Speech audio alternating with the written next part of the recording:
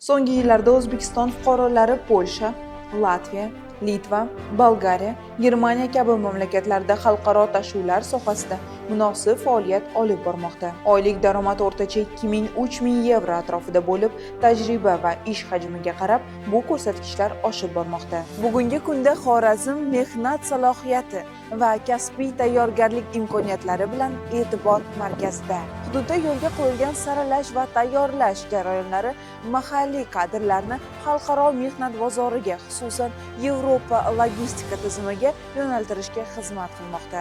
Shu bois Xorazmda nomzodlarning amaliy tayyorgarligini baholashga alohida e'tibor qaratilmoqda.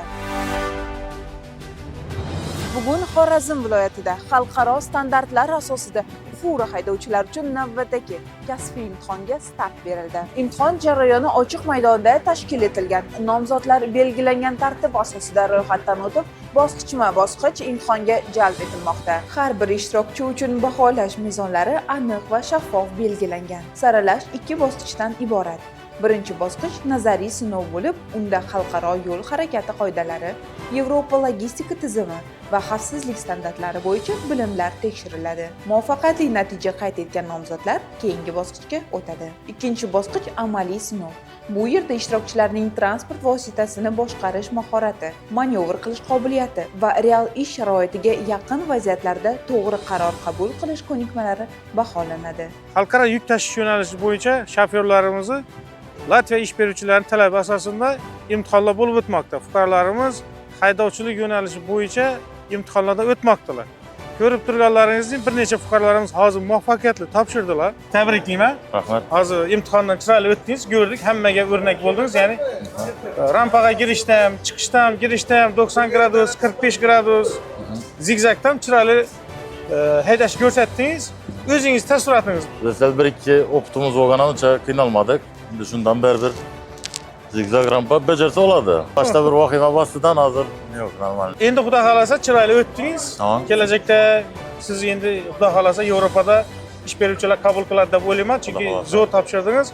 O'zingiz shu bo'yicha fikringiz, Yevropada yana ishlajaksiz, borajaksiz. Xudo xolasa shu birinchi oylarda shu oila boqish, yolg'on bir ko'rish, sayohat etish, dunyoni ichga ekan, ko'rib bir yerda o'savermaslik. Getwork kompaniyasine o'zimni bir minnatdorchiligimni bildiraman. Rahmat. Shuncha shart-sharoitlar bizlar uchun yaratib berib turibdi. Bizani shona ishga joylab turibdi, ishonchli. Ko'p odam mashinniklar o'chidi, biza uni emas. Xudo xolasa yana ishonchli qo'lladamiz. Xudo xolasa kelgusidan shu ishlashib ketish narsamiz. Yevropaning hamma davlatini ishi logistikasi bo'yicha yuborib o'tibdilar.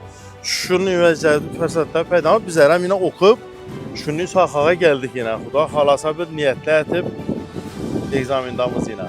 Bugungi imtihon bu nafaqat kasbiy mahorat sinovi, balki mas'uliyat va ishonchni tasdiqlash jarayonidir. Xalqaro yo'nalishlarda faoliyat yuritish imkoniyatini qo'lga kiritgan har bir haydovchi o'z salohiyati va intizomi orqali mamlakat nufuzini munosib tarzda namoyon etadi. Xorazmda o'tayotgan bu saralash jarayoni malakali mutaxassislarni tayyorlash va ularni xalqaro bozor talablariga mos ravishda yo'naltirishning amaliy ko'rinishidir.